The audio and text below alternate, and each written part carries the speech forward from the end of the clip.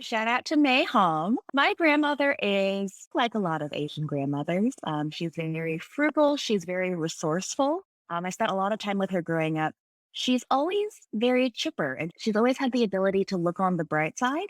And she always has such a warm and positive demeanor. Spending so much time at her house, watching her clip coupons. I was always so impressed by the fact that she kept every plastic bag, every container. But as annoying as that might have been for, let's say, my aunt or my dad who had to go help her clean the house, for me, it was inspiring because it's like, oh, look, grandma is reusing this and she's repurposing this, tub of butter into a container for something else. And I think that creativity and that turning something into something else has really stuck with me. And your mother's really creative as well. Didn't she used to make your name out of cheese slices? She did, yes. So my mom was a stay-at-home mom and she raised us, took us to school, fed us the after-school snacks. And she was always very crafty, even though she's a nurse by trade. She retired and she would always have a knack for crafts. Like she'd draw my name in bubble letters on my lunchbox and she would cut the letters of our name out of slices of cheese and put them on crackers for us. If Instagram had been around when my mom was a mom, she would have absolutely crushed it. But little things like that, and even organizing play dates and doing arts and crafts with us, we had a very creative home. There was this little bit of a discomfort line between, oh, Lauren's creative. She likes to do art. She likes to dance. She likes creative things. But then, oh, she wants to do it as a career. So there's that encouragement, but then the practicality that set in with my parents once I turned 15 or 16 and started thinking about what I was going to do for college. When you say art, were you talking about like lettering yourself? Because you were always drawing words, right? Your friends would ask you to draw in their books.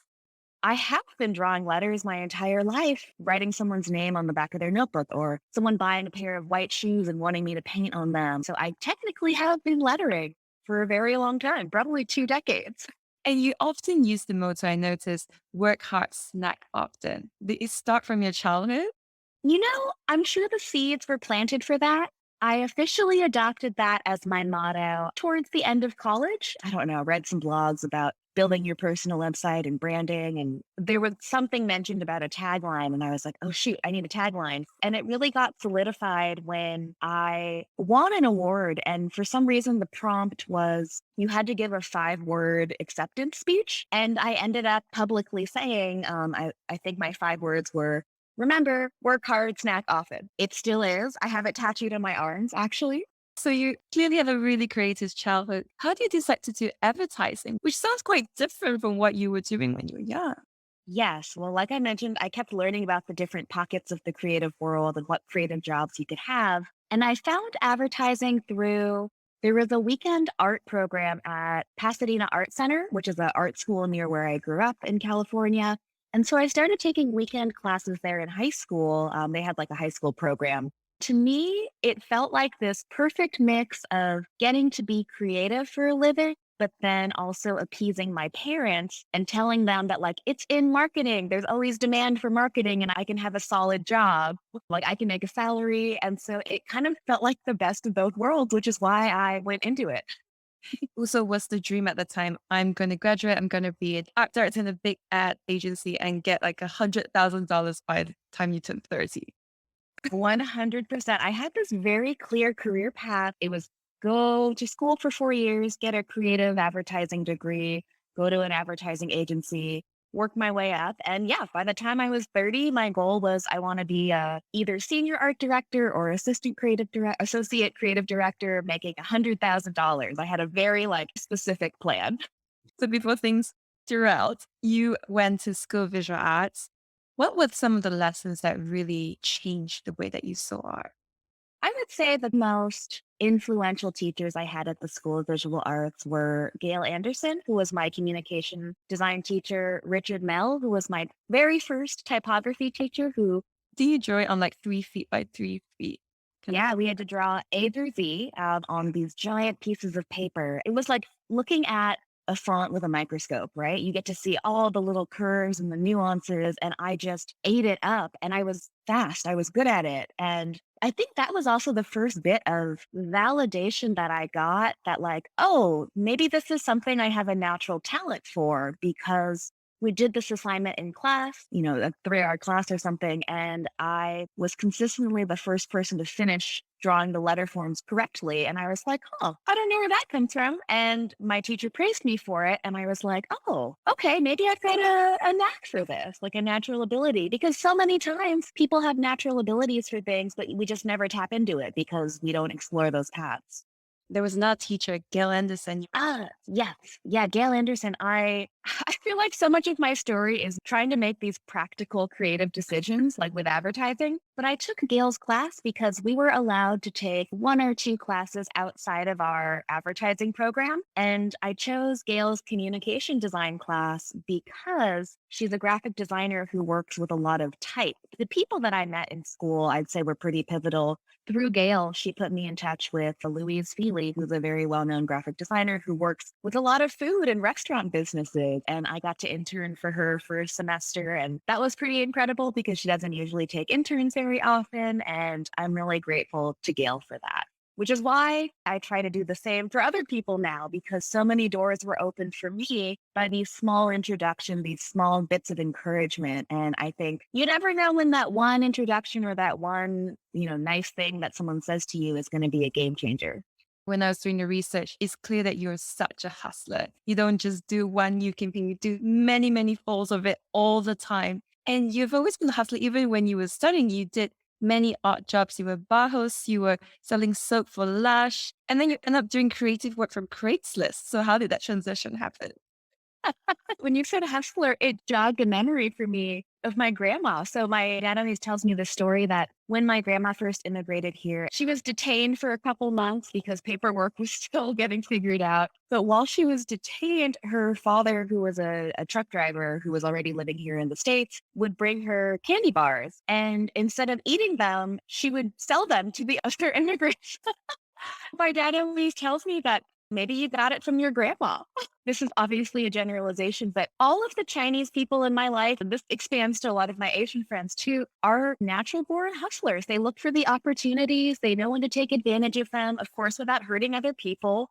Even if you say that it has a bad word, when other people hear it, when I hear it, I would go, I wish I'd done that. I wish I thought of that. So secretly, we love it. Yes, that is totally true. But back to your question about working lots of different jobs, eventually getting gigs on Craigslist. I've always just been a little worker bee. When I first moved to New York to go to college, I was like, I'm going to get a part time job. I did odd jobs that were not design at all.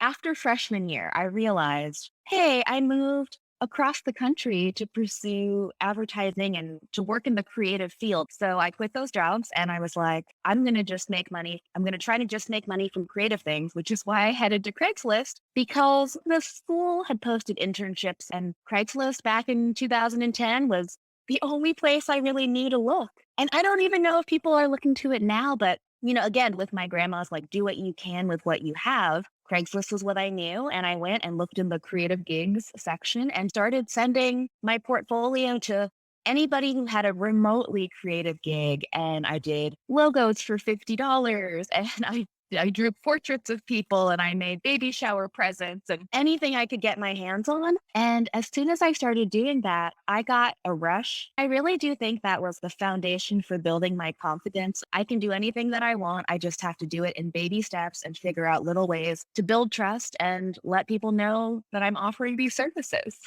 So you felt that rush doing all these little jobs. Did you feel that rush at work as well while you were a junior director in a big New York City firm? That's the thing. I thought I would after I graduated. My partner and I got our dream jobs. But a couple months in, I realized that a big difference between working at the agency and doing my own projects or freelancing is the lack of autonomy and the ability to see the project through to the end. So, as a junior art director at the bottom of the hierarchy of the agency, we would work late nights, weekends, only for the campaign or the deck that we put together to get completely scrapped. I thought I was going to get that same satisfaction from my full-time job as I did with freelancing. After a couple months, the realization was that with freelancing, I have more autonomy to see the project through and complete it and ship it off. Whereas a junior art director at an agency, we'd work on these pitches and presentations only for them to get completely scrapped and we'd have to start over or work on something else. And so having full creative control over the process is so deeply important to me. Wow. So you must have talked about it to your friends, to your roommate. I think that was Sophie, right? Yes. Hi, Sophie, if you're listening. My roommate, Sophie, wow, she's seen me through so many creative ups and downs, but she was the first person after 3 months of being at my full time job. We went out and we had some drinks, and I just broke down crying. And I was like, I'm so unhappy. I feel so ungrateful. And she just held me and like understood. And it felt so good to get that off of my chest. And I think that so often my process for making big decisions is being really in my head about it. And then a pivotal moment is saying it to somebody else, just getting it out in words. And that starts to set things in motion for me to eventually leave that job 6 months after I cried. Before you decided to leave, didn't you start this project when you were 22, which is called Daily Dishonesty? How did that come about? You've said before that you owe your entire career to daily dishonesty. I do. I technically do because you hear people hypothetically talk about as a musician or artist or creative, you need your big break.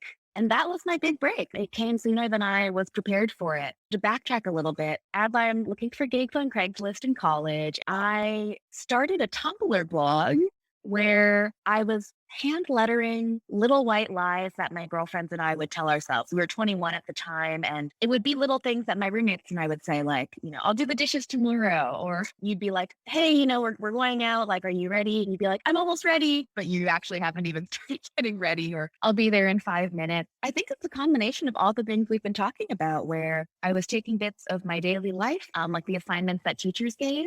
But Gail Anderson give us assignments like design an ABC book about any topic of your choice, or design a deck of cards about any deck of cards. So most people did playing cards, right? But I did recipe cards because I love to cook. But Gail's open-ended assignments really set me up for doing my own thing. So Daily Dishonesty, I was like, I'm going to do a couple of these a week and I'm going to post them to this blog, and they're all going to be lies. It's going to be a big collection of little white lies. And so I started publishing these, and within a couple weeks, they started like slowly circulating around Tumblr, and then they picked up a little more steam. And by the time I was graduating college, a literary agent had stumbled across the project and reached out and put together a book proposal, and we sold it to a publisher. So I had a book deal when I graduated college for this lettering project that I started. It was a $25,000 book deal. Yeah, at the time, I was probably charging $20 an hour for freelance work with book stuff. You get half up front and then half afterwards. So they make sure you actually do the book. But that was the most money I had ever gotten in my life. So someone who's 22, I mean, $25,000 may as well have been $500,000 to me. But the incredible thing is that when you create that book, they don't let you reproduce everything they've already done. You have to do what? 70% of it has to be new. So the obvious Yeah. question I'm sure everyone listening is, how did you find the time? Well, those 9 months that I worked at the advertising agency, pretty much all of my spare time was spent working on these daily dishonesty illustrations for the book, because you are correct. When you go from a personal project online to a published book, they want to make sure that readers have enough of an incentive to buy the book. So it needed to be 70% new, is the ability to manage your own time and take advantage of different pockets of time. You work an irregular schedule. Some weeks might be 60 hours, some weeks might be 20 hours. So it's a trade off. And so I've gotten good at managing my own time. And when I need to produce a large amount of work, I can just sit down and do it. And so I'm grateful for those early training days, I suppose. So I try not to do it too much now. How did it go viral? I suppose, were you actively reaching out to people? Because eventually you appeared in the Los Angeles magazine and that brought it to a whole other level. Yeah, it started organically because I was lettering these things that people could relate to. I'll be there in 5 minutes. It was a naturally shareable project. People started sharing it among their peers. And then other artists started reaching out to me asking, hey, this is a really cool project. Can I contribute one? So I started letting people contribute their own little white lie, and it became 90% me, 10% guest artists, but it expanded to being collaborative. And then some more designers started knowing about it. And then my literary agent reached out to me a couple months after launching the blog because she had saw a couple pieces on Pinterest. And she said, hey, in order to make this more attractive to publishers, you should send your blog out to these 100 websites to see if they'll do a profile on it or feature it. I reached out. I was so surprised at how many people said yes. And if you pitch something that's genuinely a good fit for their publication, you're helping them do their job better. You just made their life easier. And so for anyone who's listening who's afraid to pitch or to put their work out there, just send the email. The worst that can happen is you don't get a response. Was there a particular format that you found was effective in getting attention from people? Just a short and sweet email, very straight to the point. Hi, my name's Lauren. I run this project called Daily Dishonesty. It would be a great fit for your site because of X, Y, and Z. Here's a link I think your readers would really enjoy. And then I've also attached a couple samples of them and just send, send, send. Maybe things are different now because people are getting more emails than ever, but it worked. There are ways to do a proper press release or to have a more attention grabbing subject line, but don't let that stop you from reaching out in the first place. Do you feel that experience helped you when you were reaching out to illustration agents? What was that whole idea behind wanting an agent? Absolutely. So that dipping my toes in the water of pitching helped me get more comfortable reaching out for other things that I wanted. Because previously I had only thought of personal projects as I'm going to put this out here and it'll attract people versus going out to actually get the project in front of other people. And I'm still very much like my natural style is attracting versus like pitching. I don't pitch for clients very often, but with the agent, this is going to sound like such an overly simplified answer, but it's the truth. I saw other illustrators that I admired and they had agents. And so I figured maybe having an agent is helpful. So I really just, it made the same way that having an agent was going to help make me feel more credible, even if it didn't actually do much at the time still. Maybe 23, I had turned 23. And I was really self conscious about my age, that no one would take me seriously if I were to go run my own business now. The freelance projects I had picked up in the past didn't seem as high stakes as being like a full-time freelancer. I just thought that having an agent would help me charge more money. And to be honest, it did.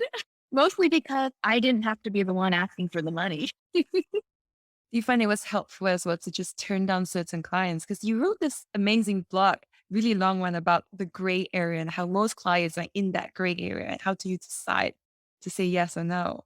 Yeah, I consider my agent my business bodyguard. He can help me do the things that I don't want to do myself, like have the hard conversations, turning clients down, while also keeping a like good relationship going. Like recently, I can't say names, but we turned down an opportunity to work with a pretty big client who had a cool project, but the pay was just not good. It doesn't close the door. They just know I'm more expensive. And if they want to hire me in the future and they have the budget to do so, they'll just keep me in mind for that. It's a really tricky thing because if you say yes to free or underpaid work, people will always assume you're going to do it for free. Like you set your price when you say yes, in a way. So at the bare minimum, making sure that I'm getting paid a fair amount is the bare minimum. And so this amount just wasn't fair. And I understand the budget constraints too, but having my agent there to turn stuff like that down, but leave the door open has been very helpful. And your agent in this case is Ryan Appleton. Shout out to Ryan. Shout out to Ryan.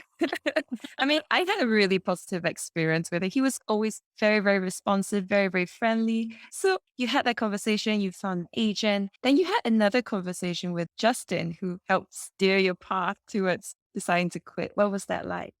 Yeah. So one of my creative mentors is Justin Janak. He is the founder of a website called Working Not Working, which is a tool for freelancers and recruiters. And he graduated from the same school that I went to. He was a speaker in one of the classes that I took. Long story short, we had a chance meeting at an advertising party. He had worked in advertising and quit to start his own company. I told him, oh, I'm unhappy, but I'm going to stay for at least a year so it looks good on my resume because I I had this idea that if you had less than a year on your resume, your new employer might say, "Hey, what happened there? Like, did something go wrong?" Without skipping a beat, he just looked at me and said, "But if you don't want to work in advertising, why does your advertising resume matter?"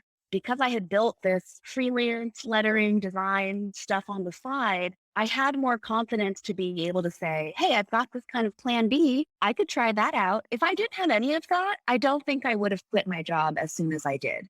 A lot of creatives I spoke to just before they make that leap, they would say, "Oh, I already had commissions lined up so I could kind of plan it and I had a little cushion just in case nothing panned out." Was it the same for you? Absolutely. So I had a pretty structured plan. I wanted to have 6 months of living expenses saved up just as the cushion. Obviously, a big reason I was able to quit my job so soon is because I had the money from the book deal, which turned out to be the safety raft that I didn't know I was going to need, right? I worked on my portfolio, transitioning it from an advertising portfolio to a lettering and design portfolio. And I started reaching out to agents. I ideally wanted to have an agent by the time I was ready to quit, which ended up happening. So that was great. And I just, yeah, started sharing more of my design and lettering work on the internet. The first day that I don't have to go into the office, I still wasn't 100% confident that I could make the same salary with freelance work. So I got a part time job. I was doing freelance, but then I was walking dogs on the side a couple days a week. And I did that for like 5, 6 months. And it was great because it got me out of the house because that's one of the things that I didn't consider when I first quit my job is like go from having hundreds of coworkers to being alone in your room for work. That socially is very jarring. So just having a reason to go out, walk some dogs, talk with people was, I think, actually a pretty healthy transition. I think I read in a blog you were saying that you were targeting 100,000 by the time you're 30 and you said actually hit 500,000. So you were way beyond the target. Really worked out. $100,000 by the age of 30 felt attainable. It felt like pretty realistic, I would say. I'm not a big goal setter. Like when I set goals, they're pretty realistic goals because I don't like to be disappointed. And yeah, that was just the number in my head. The third year of me freelancing, I hit $100,000 in pay. So I was pretty excited about that. My freelance business picked up, and then I started teaching and speaking, and the business just expanded. You know, Asian parents want their kids to be doctors. And I tell them, at least I'm making doctor money now. I'm an artist, but I make doctor money, right? For sure. Around late 2013, that's when you started getting serious on Instagram. Could you tell us, are there strategies behind growing it? Because I think that's your main platform and you don't look at any other platforms. That's my main platform. Yeah, started on Tumblr. I would consider Tumblr a social platform, like especially in its heyday. Yeah, I got on Instagram right after I graduated college and was posting, selfies, pictures of my breakfast. And then I started posting just snapshots of my work and noticed that that was getting more likes than my selfies or my breakfast. So maybe with that little kind of like, oh, okay, maybe people want to see more of that. So I started sharing more of my work and it turned into an Instagram following. And keep in mind too, I've been, I guess, wow, 2013 to now 2021, 8 years. It's been fairly slow but consistent growth. I always tell people getting your first 100 followers seems so hard. And then the first 1,000 seems even harder. I think once you hit like a couple thousand, then it starts to pick up. And then this like weird social proof compound interest thing starts to happen where the jump between 5,000 and 10,000 felt a lot easier than the jump between 100 and 500. And once you hit 10,000, then it just keeps going. So my following has grown the most in the last couple years. For me, it was just consistently sharing my work. Obviously, Instagram was a lot different too back in 2013, and we don't 100% know how it even works now. And so it really just has been consistently sharing. I'd say working on cohesive projects. And so we've touched on this a bit, like with Daily Dishonesty. I probably created 100 pieces of these little white lies. And I think giving people series to follow and some like focus to your work can be really helpful. I thought What was very funny for me was there was these two posts you posted, and it's about this gorgeous mural you have in your room now. There was a different mural, and you said there was one of you painting it, and it didn't get as much following as the one of you destroying it and painting over it. So you never know what people like.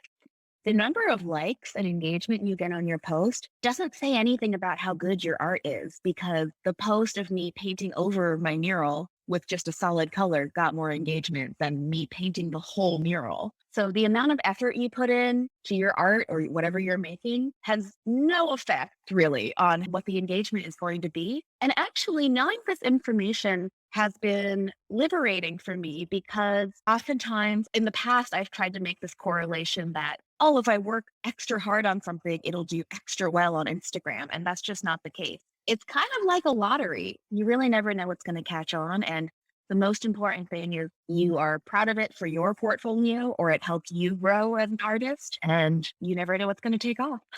I would love to jump back to your passion project because I just love the fact that you leverage on this to expand and do different things, which then become something you're very known for. So I think the second big thing you did was Letter for Lunch.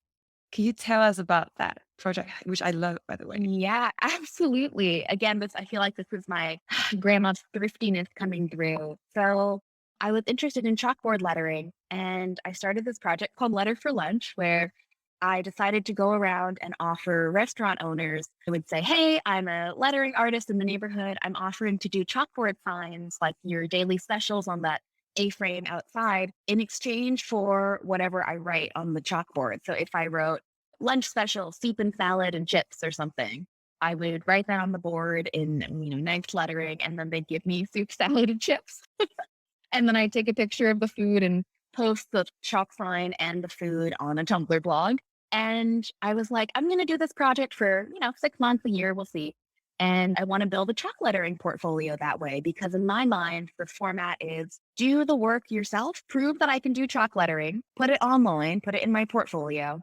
And then clients will see it and say, hey, she does chalk lettering. Let's hire her for chalk lettering. It's like a way of telling people what you're interested in doing without verbally saying it per se. It's like actions speak louder than words is kind of my creative philosophy. So I did that, and I figured worst case scenario, I offered this to restaurants and no one would say yes. And oh, well, there's not too much that's lost. Maybe I'm a little embarrassed, but that's fine. And I launched the project and it took off again. I was living in New York at the time, which I will say this for anyone listening, New York is just so dense.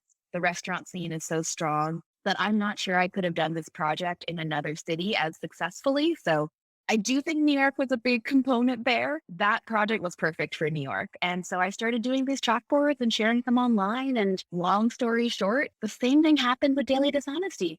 People started sharing it with other people. And what was surprising to me was it started spreading in the restaurant community first before the design community, because guess what? Restaurant owners know other restaurant owners who also have chalkboard signs. And like, this is pretty typical business and marketing. Word of mouth is still, in my opinion, the most powerful marketing tool. You can run ads, you can have the best strategy, you can have the most beautifully designed website, but a personal endorsement from someone who knows that you're looking for a service or something and can say, hey, I know someone, that seals the deal for me every time. So that was a really powerful project, built my chalk lettering portfolio, added like another service to my already growing lettering business without distracting. Because there's a fine line between, again, my niche for now model, like adding other things, and then having so many things that your portfolio and business are unfocused and people don't know what you do. And you lose a bit of that specialist quality, which can be harder to attract clients then. So adding one thing at a time has been the most successful formula for me. And how did you go from, working for restaurant owners to less than a year designing for like Samuel Adams, Microsoft, LinkedIn? That's a whole other playing field. The same thing happened where I started again spreading through the restaurant community. It's almost like these different kind of rings or layers of people who know people. It's like the 6 degrees of separation. So restaurant owners know people in food media, like people who write about restaurants. So the project started getting shared and profiled on food websites of like, hey, there's this artist in New York who's doing this thing. And New York Magazine picked it up. Again, reporters and writers are looking for things to write about and things to share. Editors are looking for these things already. You are not bothering them. And I didn't even pitch this yet, but the story just started circulating around the food community enough for someone to probably word of mouth, told a friend who was a writer, right? We all have a friend who has a job where they could open doors for other people. So that started happening, and buzz was circulating. People started associating me with chalk lettering, and like the Samuel Adams project, for example, another artist actually gave me that project because she's a chalk lettering artist. We had been kind of internet friends for a while. She had been contacted for this project but couldn't take it on. So she gave me that project. And then older clients who had hired me for other projects in the past were like, "Oh, you do chalk now," and like brought me in for chalk things. So it just happened organically. Again, that kind of attracting method of, I'm going to put this out there. I'm gonna do it in a way that hopefully generates some buzz with a consistent series. And yeah, it was just one small thing at a time. I feel like it was 6 degrees of separation, and the fact that I had just put myself out there and built my own chalk lettering portfolio. Do you start these projects with a clear end date in sight? Do you say that, okay, I'm going to finish this in 1 year and that's it, move on to the next? I usually don't set specific parameters, but now that I teach, I tell my students that if that is helpful for you, then choose either a time frame or a set number of pieces that you're going to commit to. So like, I'm going to do 10 or I'm going to do 20. So for me, it's usually just a gut feel kind of thing. I usually will use a passion project to explore a new skill or idea. They usually range from 6 months to a year. I usually just do it until I feel like I have enough of a mastery in the skill and or I'm satisfied with the amount I've produced. And then I just write a little blurb like, "Thanks so much for following along with the series. Time to move on to bigger and better things," stuff like that.